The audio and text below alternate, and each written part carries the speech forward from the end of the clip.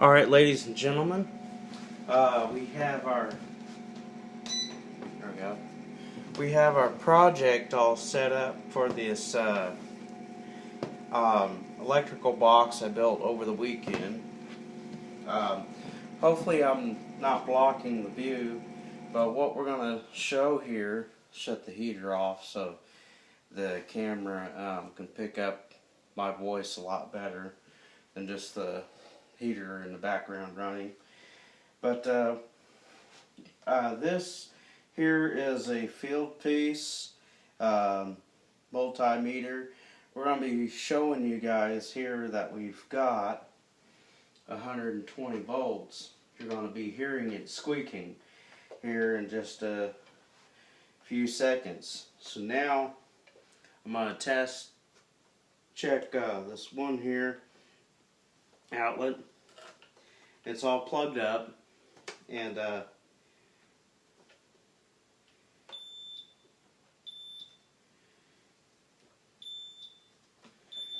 show you guys. 120 volts, 124 exact. Now what I can do is go over here to this other circuit and still get 124 volts, because this is ran in series. All of these ran in series. So if one of these goes bad, they will all appear to be bad. But what we can do is check for continuity.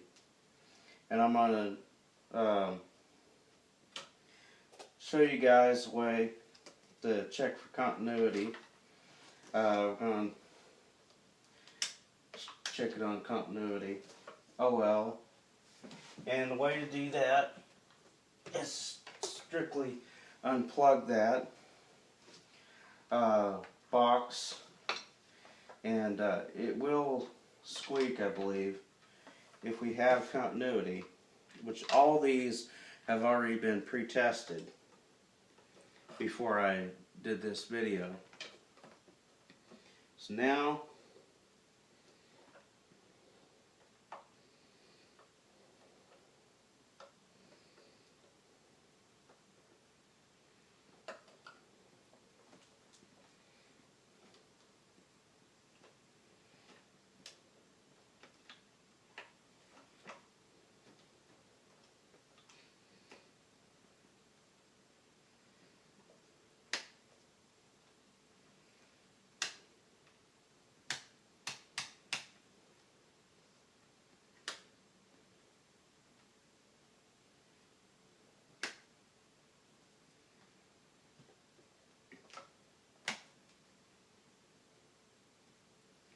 alright, we're checking a ohm reading.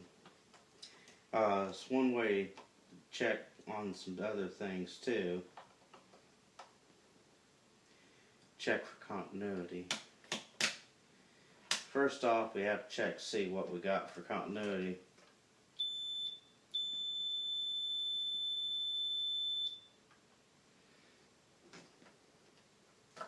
Alright. You got OL. Okay. Hot to hot on this. We got continuity. Alright. Because it's open, when you got hot to negative, or positive to negative, then it's open. And that's continuity right there. That's how to check for continuity. If it dings, you got continuity. Alright, that means that they're both connected. Alright, they are both doing really well. I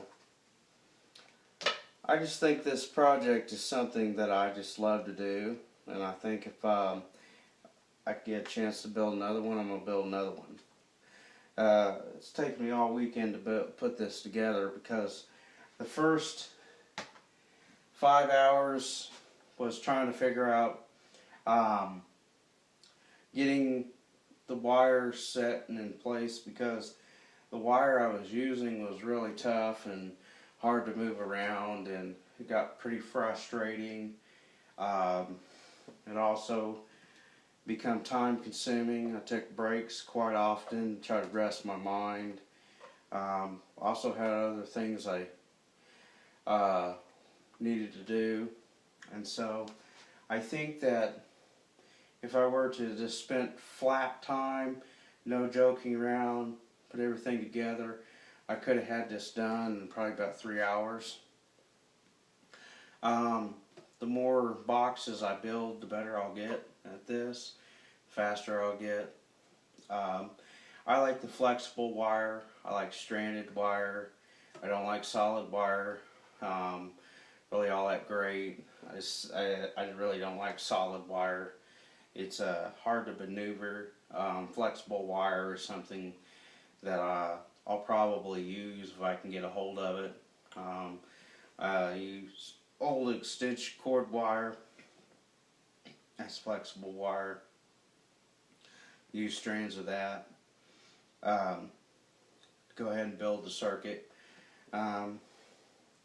As long as this box is used for plugging in DVD players, small appliances, lights, and very low amp devices or milliamp devices is a good way to look at it.